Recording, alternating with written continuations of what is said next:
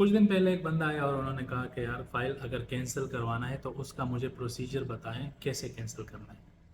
तो मैंने कहा आपने फाइल ओपन की है ऑलरेडी, आप किस लेवल में है? तो वो ऑलरेडी रोड टेस्ट के बहुत करीब था।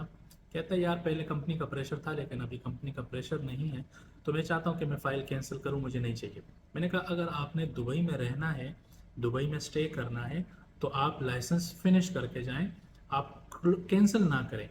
देखें, इस तरह की बातें सुन के बहुत अफसोस होता है कि आपने ऑलरेडी पैसा दे दिया, अपना टाइम दे दिया, सब कुछ इन्वेस्ट कर लिया आपने ऑलरेडी, और आप बहुत क्लोज हो लाइसेंस लेने के, आप क्यों कैंसिल करवाना चाहते हो? कुछ ही आपके एक या दो टेस्ट बाकी हैं, आप देकर लाइसेंस ले लो।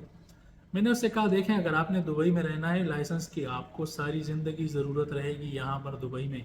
आपको एक टाइम ऐसा आएगा कि अगर आपने लाइसेंस कैंसिल कर दिया फ़ाइल, आपको सारी ज़िंदगी रिग्रेट रहेगा कि यार मैंने आखिर ऐसा किया क्यों।